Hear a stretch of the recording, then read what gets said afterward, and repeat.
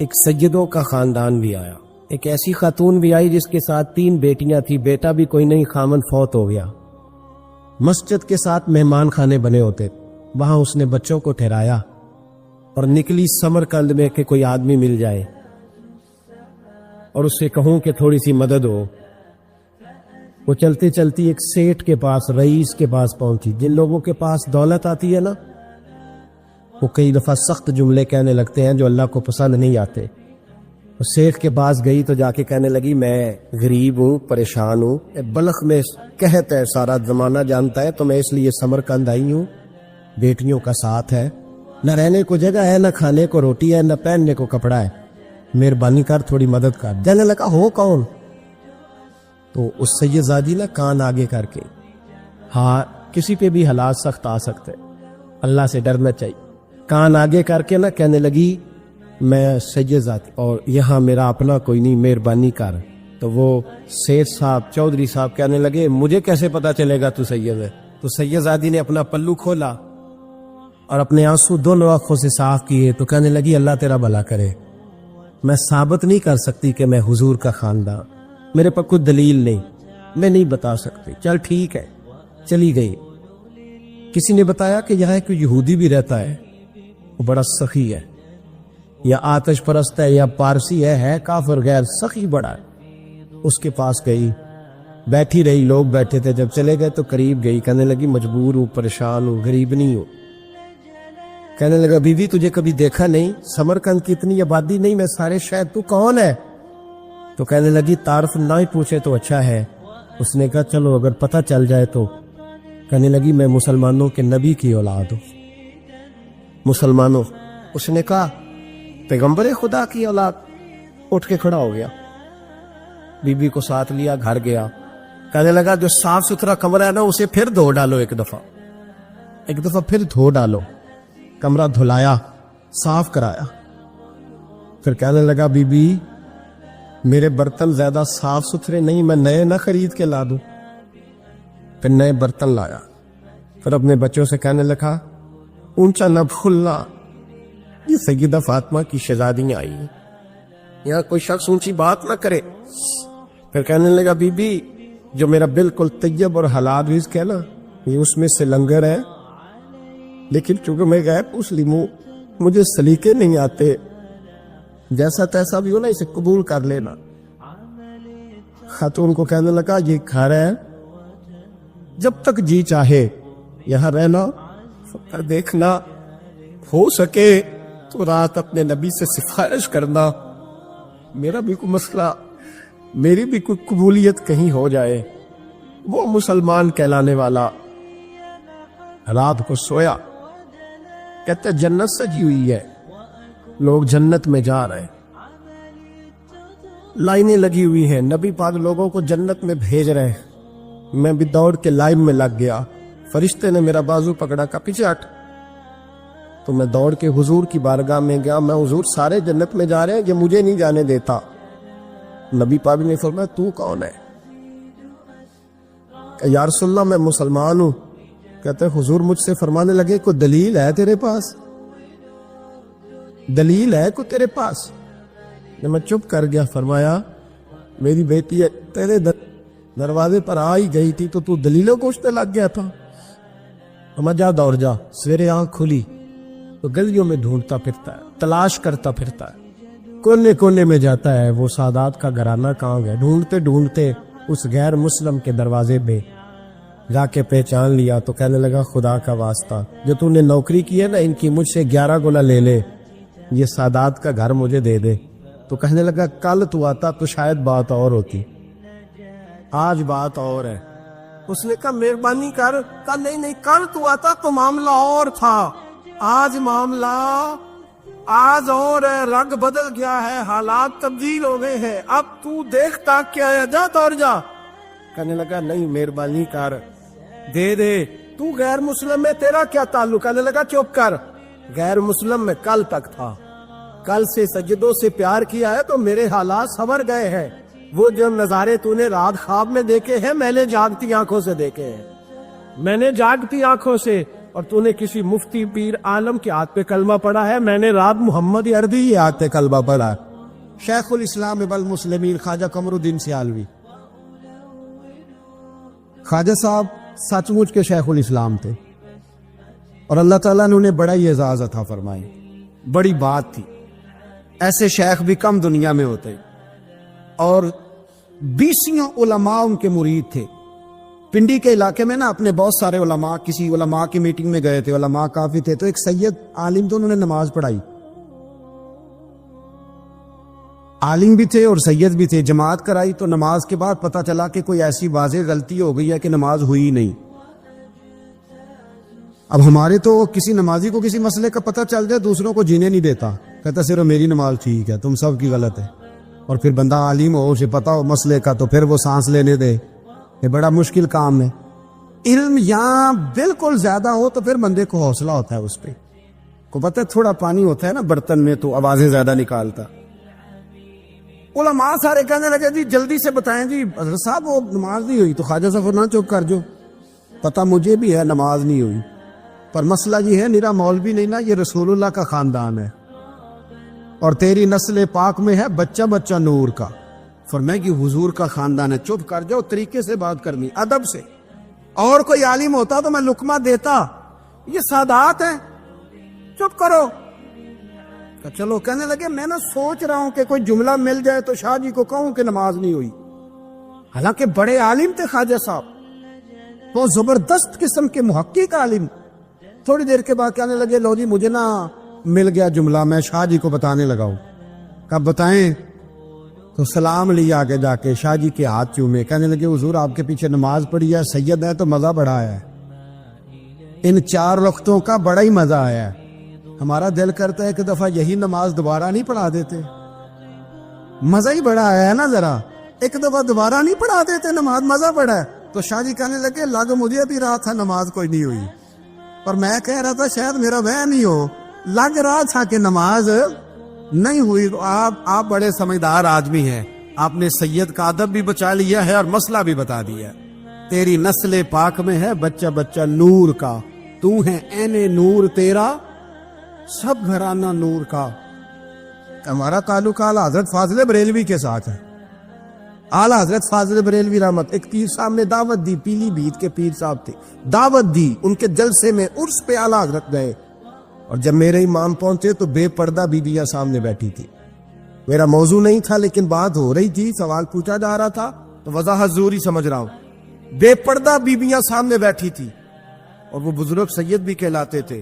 اعلیٰ حضرت رحمت اللہ علیہ واپس پلٹے، واپس بھرے مجمع میں اٹھ کے آ گئے، دوڑا آیا، لوگ بھی تھے، کہنے لگے حضور آپ امام ہیں، بزرگ ہیں ہمارے، آپ کا رویہ نرم ہونا چاہیے، تھوڑا خیال کریں، کوئی غلطی ہے تو سمجھائے، آپ جا رہے ہیں، کوئی غلطی ہے تو سمجھائیں، رویہ نرم ہونا چاہیے، سمجھا دیں، آپ اٹھ کے جا رہے ہیں۔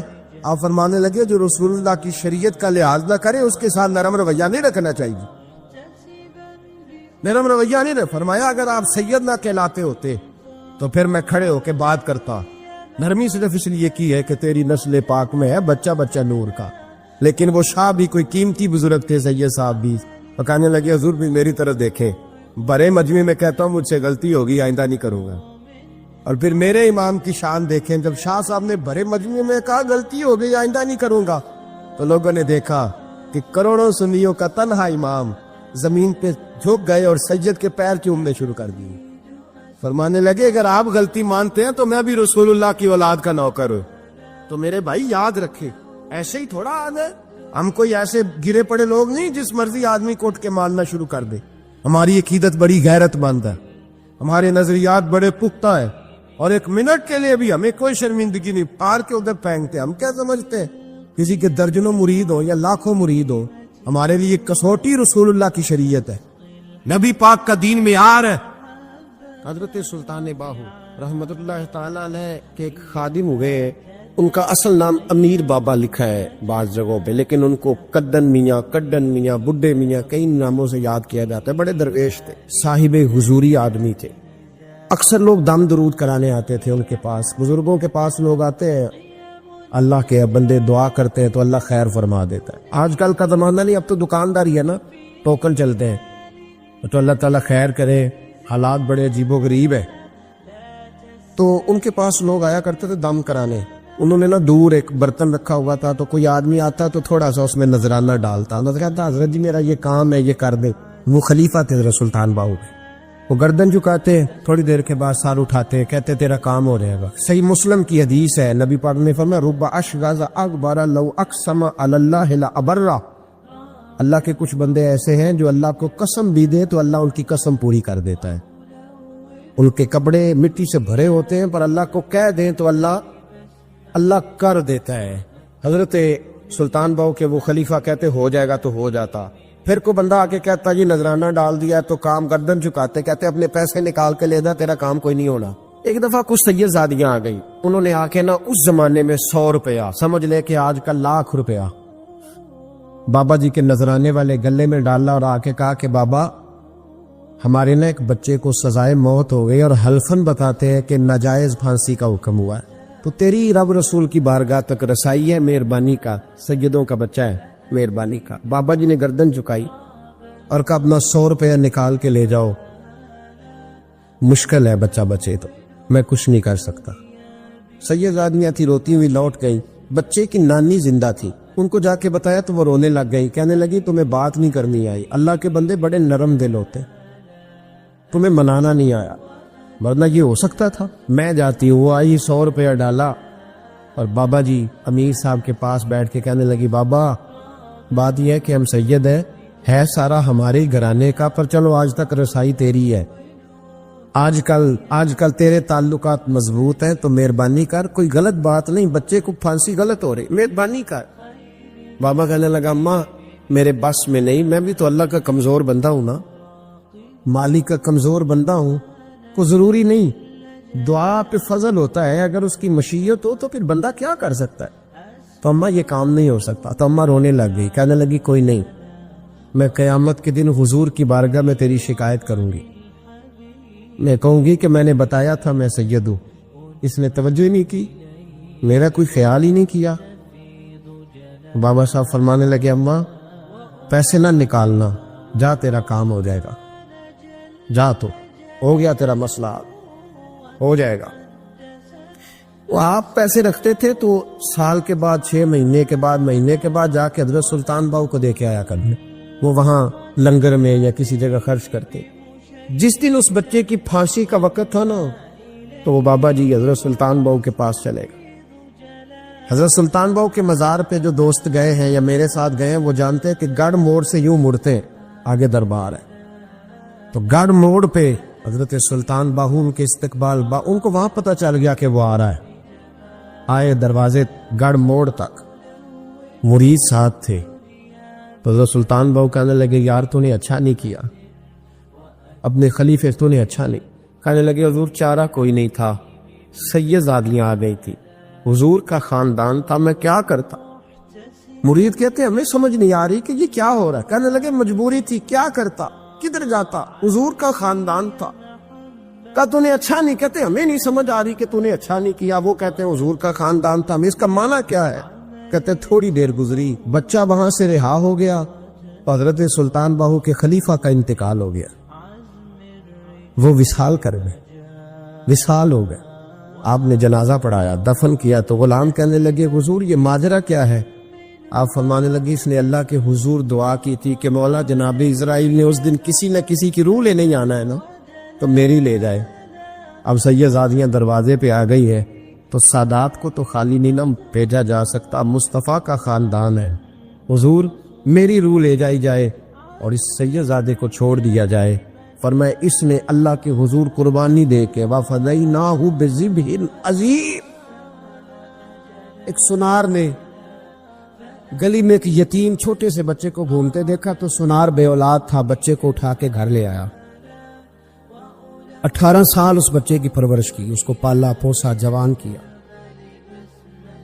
سنار کے پاس وہ دکان پہ چلا جاتا، وہ کئی دفعہ دکان پہ رہتا، کئی دفعہ گھر میں رہتا، ایک دفعہ وہ دکان پہ تھا، بچہ گھر تھا، 18 سال کا جوان، اس کی بیوی اکیلی تھی، وہ جس نے ماں بن کے پالا تھا اس نے اسی پہ حملہ کر دیا، اس کا بازو بری نیت سے تھاما، بیوی چیخی تھوڑی دیر گزری تو وہ نوجوان پیروں میں بیٹھ گیا، کہنے لگا اماں پتہ نہیں مجھے کیا ہوا۔ شام کو سنار آیا، بیوی چیخنے لگی، چلانے لگی، کہنے لگی آج عجیب بات ہوئی، جس کو میں نے جگر کا خون دے دے کے پالا اسی نے گندی نظر ڈالی۔ سنار محو حیرت ہے، بیوی کا خیال تھا کہ لٹھ اٹھائے گا، ڈنڈا اٹھائے گا، نوجوان کو مارے گا، لیکن وہ رونے لگ گیا۔ اس نے کہا آج اس نے میرا بابو تھا، میں جانے کیا کیا ہے۔ پریشان ہونے لگ گیا، سجدے میں گر گیا، کہا تو بتاتا کیوں نہیں؟ تو وہ سنار کہنے لگا اس کی غلطی نہیں، 18 سال کے بعد آج مجھ پر بھی شیطان سوار ہوا تھا۔ ایک عورت آئی تھی، اپنے بازوؤں میں چوڑیاں پہننا چاہتی تھی، تو میں نے بھی گندی نظر سے ہاتھ ڈالا تھا، رب کریم نے مجھے فوراً اس کی سزا دی۔ جن کے گھروں میں بیٹیاں ہوتی ہیں ان کی نظریں گندی نہیں ہوتی، جو بیٹیوں کے باپ ہوتے ہیں، جو بہنوں کے بھائی ہوتے ہیں، ان کی نظریں گندی۔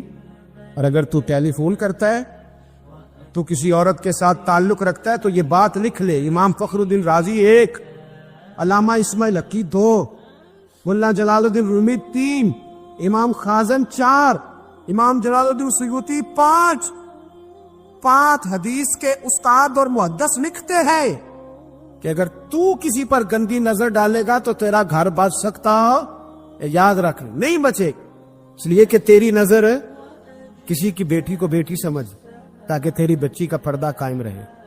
کسی کی بہن کو، یہ کیا بات ہوئی کہ تو جتنا مرضی گند معاشرے میں پھیلاتا رہے تیرا گھر بچا رہے، یہ کیسے ہو سکتا؟ فَإِنَّ لَهُ مَعِيشَةً ضَنْكَ، اللہ فرماتے ہیں زندگی تنگ ہو جائے گی تیرے لیے مشکل، تو ڈھونڈتا پھرے گا کہ میں مرنے کو جگہ تلاش کروں۔ سچی توبہ کریں، کھری توبہ کریں۔ یہ گناہ انسان کو مجبور کر دیتے۔ حضرت عبداللہ بن مبارک رحمۃ اللہ تعالی علیہ، ان کے سینکڑوں شاگرد تھے، ایک شاگرد کے انتقال کا وقت آیا تو گھر گئے ملنے۔ آپ کہتے ہیں میں نے زور لگا لیا پر اس کی زبان پر کلمہ جاری نہیں ہوا۔ میں اسے کہتا کلمہ پڑھ پر اس کی زبان پر جاری۔ اللہ اکبر، بہت بڑی نعمت ہے۔ دعا فرمائیں اللہ ایمان کی موت عطا فرما، ایمان کی موت دے اللہ کریم، ایمان کی موت دے۔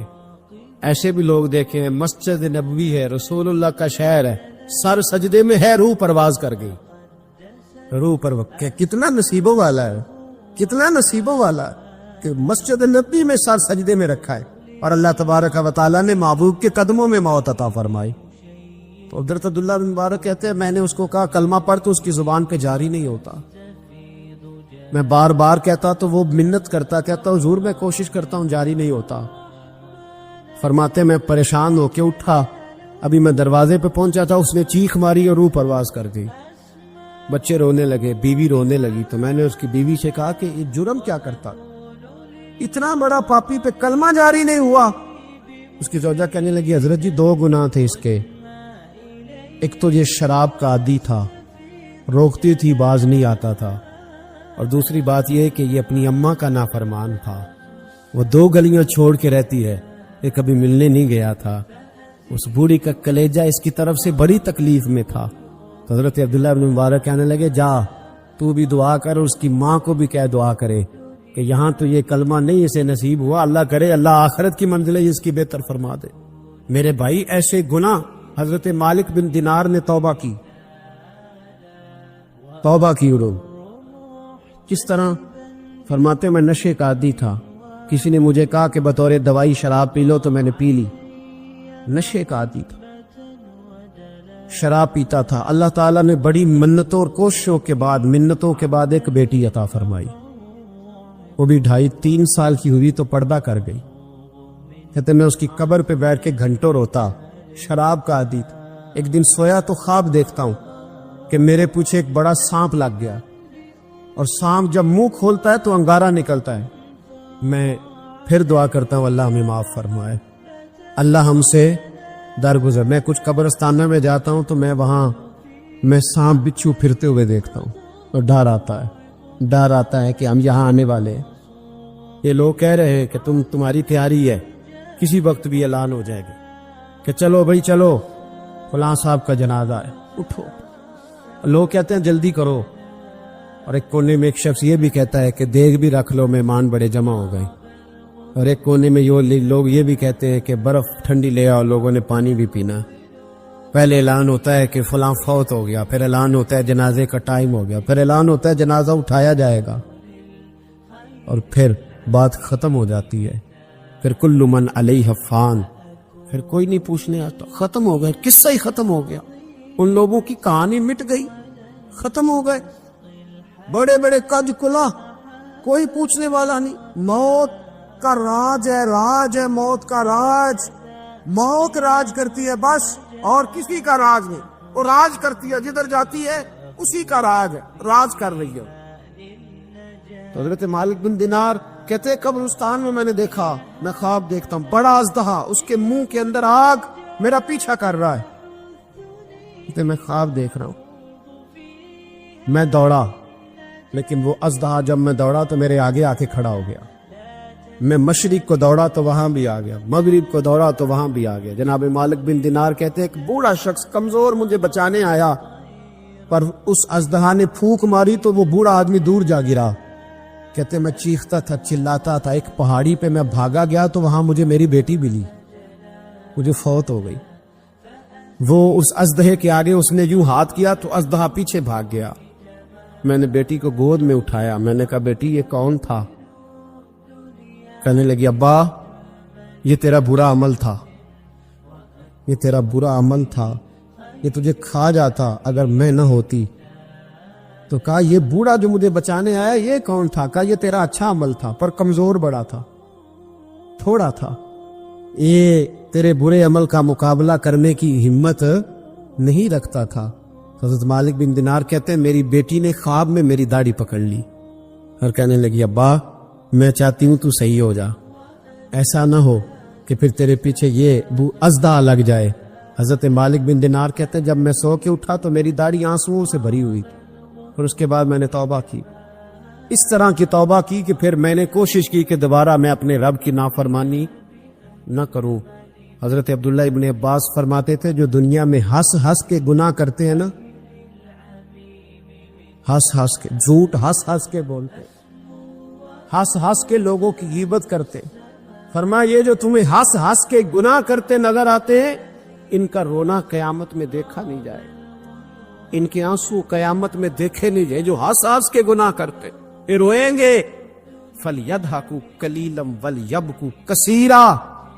رب فرماتا ہے زیادہ رویا کرو، کم ہنسا کرو. نبی پاک علیہ السلام روتے تو صحابہ کہتے حضور آپ اتنا کیوں روتے ہیں؟ تو محبوب فرماتے جو میں جانتا ہوں وہ تم نہیں جانتے. بھائیو قبروں میں اکیلے جانا ہے، کبھی غور کرنا، اکیلے کوئی بندہ ساتھ حساب دینے نہیں جائے. اماں بڑا پیار کرتی ہے لیکن قبر میں کبھی کوئی ماں بھی ساتھ دفن نہیں ہوتی. اپنا اپنا حساب دینا، مشکل وقت ہے، حساب کر لینا چاہیے، تیاری کر کے رکھنی چاہیے. گناہ اگر یہاں ہماری زندگی کو تنگ کریں گے تو وہاں بھی ہمارے لیے مشکلات پیدا کریں. نبی کریم علیہ السلام نے فرمایا ہے کہ اللہ بڑا مہربان ہے، اللہ بڑا کریم ہے، اللہ بڑا ستار ہے. اور یاد رکھو جب کوئی اس کی ریٹ کو چیلنج کرے، جب کوئی اس کے قانون کو توڑے، جب کوئی اللہ کی اعلانیہ نافرمانی کرے، پھر رب کریم کی غیرت کو، اس کے عدل کو جوش آتا ہے. توبہ کرے سچی، مسجد کی حاضری دے پابندی کے ساتھ. میری آپ سے ہمیشہ یہ گزارش رہتی ہے کہ مسجد کی حاضری پابندی سے دے. میں اپیل کرتا ہوں داڑھی رکھ لے، یہ میرے نبی کا طریقہ ہے صلی اللہ تعالی علیہ. واپس آ جا، ہماری بقا نہ ہمارے دین میں ہے. کوئی نہیں ہمیں رکھے گا، کوئی نہیں رکھے گا، کوئی نہیں. میرا ایک دوست رات بتا رہا تھا کہ سعودی عرب میں ایک شخص نے 30 سال محنت کی، تو جب وہ مرا ہے وہیں اس کے گھر میں فون کیا تو اس کے گھر والوں نے کہا جناب آپ کو مشکل ہوگی ڈیڈ باڈی بھیجنے میں، وہیں دفن کر دیں. ہاں اگر اس کا کوئی پیسہ ہے تو وہ ذرا اکاؤنٹ میں بھیج دیں، بچیوں کو ضرورت ہے. او بھائی تو اکیلا جائے گا، تیرے لیے مشکل ہو جائے. اپنے بھی ساتھ یقین کریں، بچے دعائیں کرانے آتے ہیں، کہتے ہیں حضرت جی دعا کریں اللہ اماں کی سختی معاف کر دے.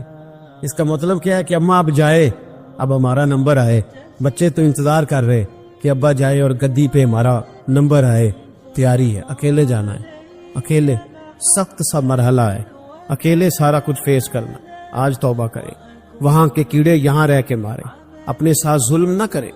ہم اس قابل نہیں کہ وہاں جا کے مقابلہ کر سکیں. بچیں، اپنے آپ کو محفوظ کریں، بچائیں.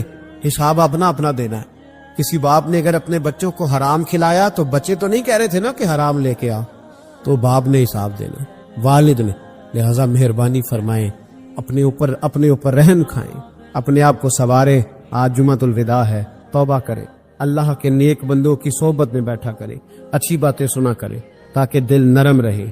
ان جگہوں سے بچیں جو گناہ کی طرف لے کے جاتی، ظلم سے، زیادتی سے، جبر سے بچیں. اپنے آپ کو اپنے رب کریم کی بارگاہ میں جھکا دے.